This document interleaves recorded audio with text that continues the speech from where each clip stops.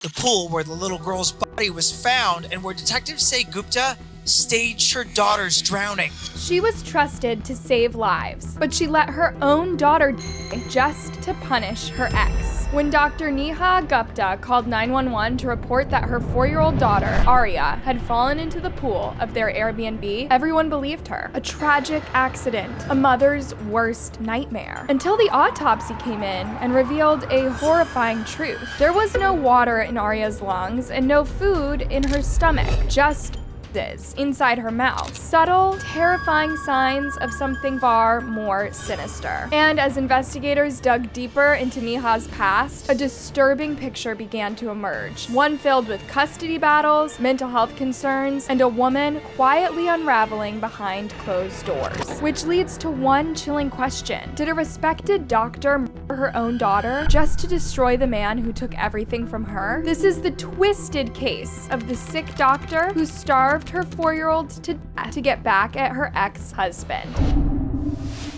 The 911 call came in just after 3:30 a.m. on June 27, 2025, from a quiet Airbnb nestled in El Portal, a sleepy neighborhood just outside Miami. On the line was Dr. Neha Gupta, a 36-year-old pediatrician from Oklahoma City, who told dispatchers her 4-year-old daughter, Arya Talahathi, had somehow drowned in the backyard pool while she was asleep. Neha's voice was breathless, but oddly composed in a way that didn't quite line up with the emergency she was describing. When first responders pulled up to the Airbnb just minutes later, they were met with a chilling scene. 4-year-old Arya was still in the water, floating face up in the deep end of the pool, completely motionless and unresponsive. And that, right there, was their first red flag. It immediately struck the officers as odd, as the child was still in the pool. But when they questioned Neha about it, she explained that she had tried to pull Arya out for nearly 10 minutes, but she couldn't manage it because she didn't know how to swim. Still, something about that didn't sit right. Without wasting any time, paramedics jumped into action. They pulled Arya from the water and began CPR on the spot, working frantically to bring her back. But despite their efforts, she remained unresponsive, so they loaded her into the ambulance and rushed her to the Jackson Memorial Hospital's Ryder Trauma Center. For almost an hour, doctors and nurses tried everything they could to save the little girl, throwing every life-saving measure they had at her, but it was already too late. By 4:30 a.m., barely an hour after that 911 call, Arya was officially pronounced dead. At first, this looked like the worst kind of accident. The kind that happens in a split second and shatters lives forever. A toddler waking up in the middle of the night, wandering outside while her mother slept, and tragically slipping into the pool unnoticed. Even Neha's attorney echoed that version of events, telling reporters that she was devastated, a grieving mother in shock. In those early hours, no one was pointing fingers. No foul play is suspected? No, and the police are also in agreement of that. But within just a few hours, the version of events Neha had shared began to show cracks. And as detectives started retracing Neha's steps, they realized something chilling. This wasn't just a tragic accident. It was a trip no one was meant to know about, and maybe one Arya was never meant to return from.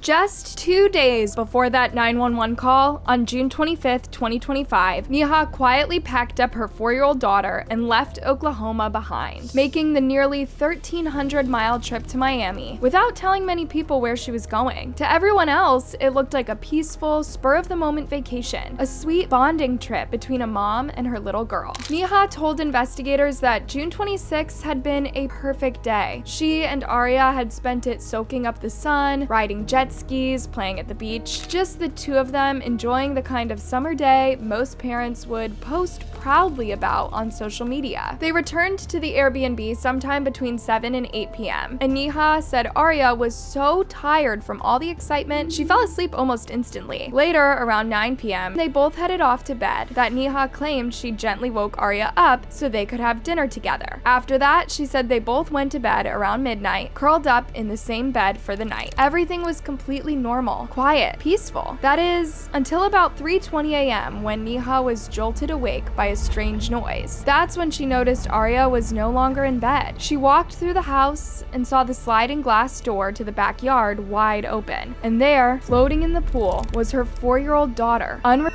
and alone. But here's the thing, detectives weren't buying it, because from the moment they heard Neha's version of events, something about it felt wrong. It just sounded too cold and rehearsed. They could not wrap their heads around the idea that a grown woman, who also happens to be a mother and a licensed pediatrician, would just stand there for 10 whole minutes while her child was right in front of her. Neha told them she didn't know how to swim. That was her excuse. But even that didn't hold up under scrutiny, because any parent you ask can tell you what they would do if they saw their child drowning, and their answer is immediate: anything. In those moments, instinct takes over. Fear and logic don't matter. You don't pause to weigh your options or think through the risks. Your body just moves. Experts call it hysterical strength, an intense adrenaline-fueled reaction where ordinary people suddenly display strength or bravery far beyond normal limits, usually triggered in life or death scenarios. Adrenaline takes over. I mean, we've all heard the stories about moms who've picked up cars to remove them off of their child. We've seen people who don't know how to swim who jump in and are able to save their child. Which makes what Neha did, or didn't do, all the more disturbing. She didn't jump in the water, she didn't scream for help, she didn't pound on neighbors' doors, she didn't even reach for a stick, a pool noodle, a towel, anything. And this wasn't just any mother frozen in fear. This was a licensed pediatrician, a woman whose entire career had been built on helping children, saving lives, and knowing exactly how to respond in an emergency. But in that one moment, her own child needed her the most. She did nothing. Or worse, she chose not to. And then came a detail that made everything feel even darker. According to some reports, the pool in that Airbnb's backyard wasn't especially deep. It wasn't shallow enough for a 4-year-old to stand, no, but it was shallow enough that an average height adult could easily walk in and keep their head above water. So if Neha had stepped into the pool, she likely wouldn't have drowned. Which raises the obvious, terrifying question. If she could have saved Arya, why didn't she? And then investigators uncovered something that made the exact situation even more suspicious. Neha was in the middle of a contentious custody battle with her ex-husband, a fellow pediatrician. And though he had been granted joint custody of their daughter, she hadn't told him that she was leaving the state. She didn't inform the court either, despite the fact that there was still an active case. There was no legal notice filed, no attempt at co-parenting. She just packed her bags, took Arya, and left Oklahoma without a word. She didn't take anyone else with her, and according to check-in records from the Airbnb and nearby surveillance cameras, Neha and Arya were the only two people staying at that El Portal rental house during the trip, which meant there were no witnesses. And the more detectives pieced everything together, the isolated location, the lack of communication, the story didn't add up, and the more it started to look like this trip wasn't about making memories, it was about making sure one of them didn't come back. Now, for 6 years, Dr. Neha Gupta had built a name for herself as a respected pediatrician in Oklahoma, not just treating children in clinics and hospitals, but also shaping future physicians as a lecturer at the University of Oklahoma Health Sciences Center. She had all the credentials you would expect from someone in her position: prestigious fellowships, a residency at Lincoln Medical and Mental Health Center in New York, and a position of trust at Oklahoma Children's Hospital, where she worked with some of the most vulnerable young patients. On paper, it all looked perfect, but behind the white coat and polished credentials, something far messier had been brewing just beneath the surface. And by the time the spring of 2022 rolled around, her personal life was starting to quietly fall apart. That's when Neha filed for divorce from her husband, Dr. Sarba Talathi. And from that point forward, things didn't just get difficult, they turned volatile. Now, many of the details have not yet been released since this is still a developing case, but what is publicly available paints a picture of a courtroom war zone. According to official filings, the litigation became what the court described as procedurally complex, packed with emergency hearings, contentious accusations, and emotionally charged motions from both sides, suggesting this wasn't just a breakup, it was a total breakdown. In July of 2022, Neha took a dramatic step by filing for a protective order against Talathi, alleging domestic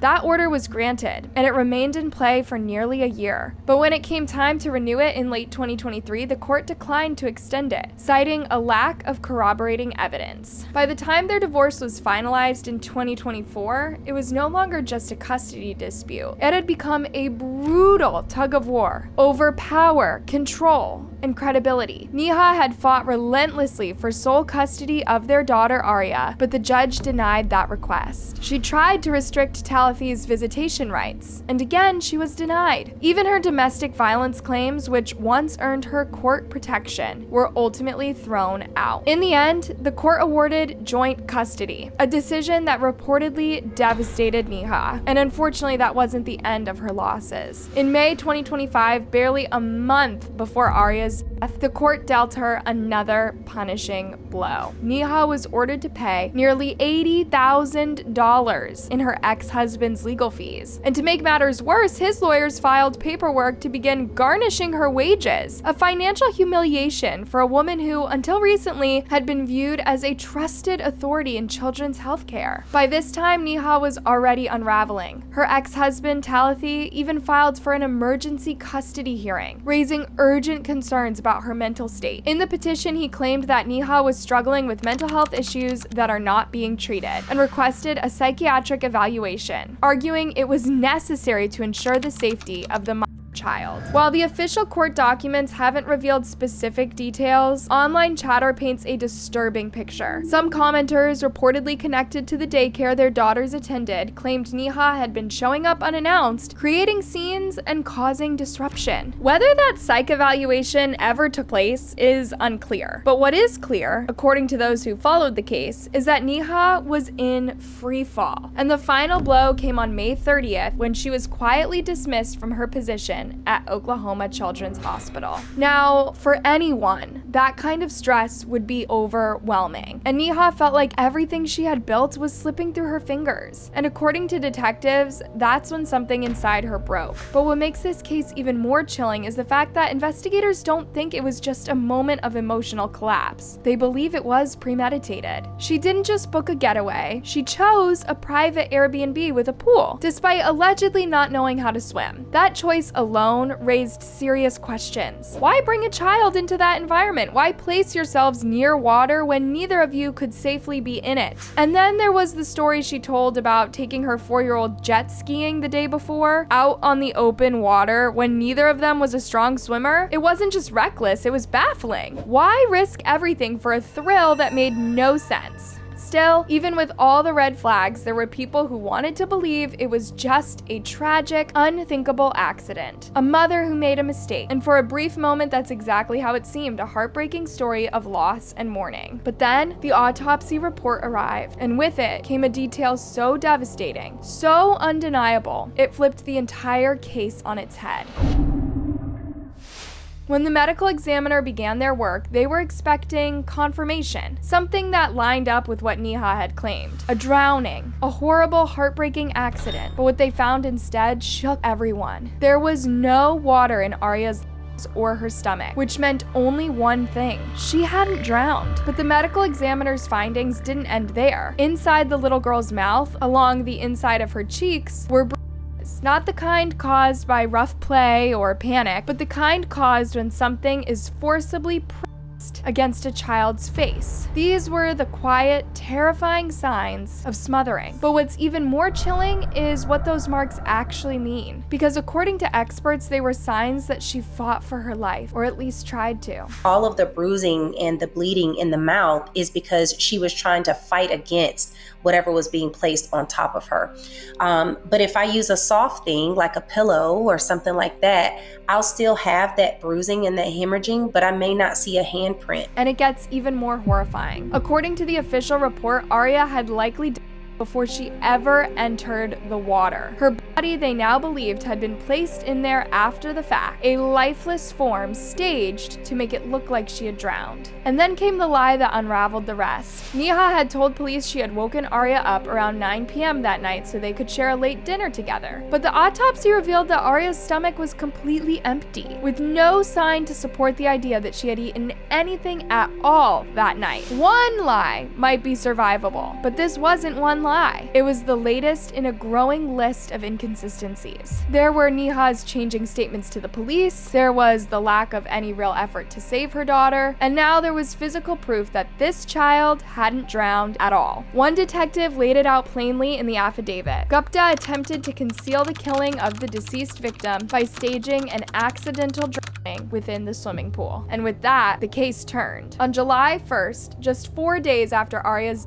Miami authorities issued an arrest warrant for Dr. Neha Gupta. Working closely with U.S. Marshals and local police in Oklahoma City, they tracked her down at home. After the incident, she had flown back quietly, going back to her life like nothing had happened. But unfortunately for her, police were not about to let this go. She was arrested and officially charged with first-degree murder. And just like that, the story exploded, racing through local news outlets, social media feeds, and parenting forums like wildfire. 36-year-old Dr. Neha Gupta is a pediatrician and a mother now charged for the murder of her 4-year-old daughter. Everyone was horrified. No one could understand how a woman trained to save children's lives could become the suspect in her own daughter's death. How does a mother go from beach days and bedtime cuddles to handcuffs? It just didn't make any sense. There had to be a mistake, and Neha's legal team made sure that doubt was heard loud and clear. Her criminal defense attorney, Richard Cooper, slammed the arrest as a rush to judgment. According to him, law enforcement moved too quickly, arresting a grieving mother without giving her the benefit of a full investigation. Someone who has experienced the unimaginable is now being labeled as a murderer and is sitting in jail when she should be burying her child. He pointed out that Neha had never run, never tried to hide. She gave multiple statements to law enforcement. She showed up for questioning with her attorney the same day her daughter died. She was cooperative the entire time. Even her divorce attorney, Chris Smith, spoke out in her defense, saying, "The idea that she could have harmed her child is completely inconsistent with the character and life she has led. This is a grieving mother facing unimaginable loss, not a criminal." And here's where things get complicated, because the public is also divided. On one side, there are those who have followed the bitter custody battle between Neha and her ex-husband, people who believe this was revenge, that Neha wanted to hurt him in the most permanent, devastating way possible by taking Arya away forever. But on the other side are those who don't buy the story the prosecution is selling. They look at Neha's background, her medical training, her understanding of forensics, and they ask, if she really did this, why would she try to cover it up with something so obviously flawed? Why fake a drowning when you know that an autopsy would immediately expose the truth? Why smother your child, leave injuries that are clear and damning if you're trying to stage an accident? If this was premeditated, it was sloppy, and Neha wasn't known for being sloppy. Now it's less about what she did and more about how much of this ever made sense to begin with. Was this a mother who ordered her daughter to punish her ex? Or is there something deeper, darker, and far more complicated hiding beneath the surface?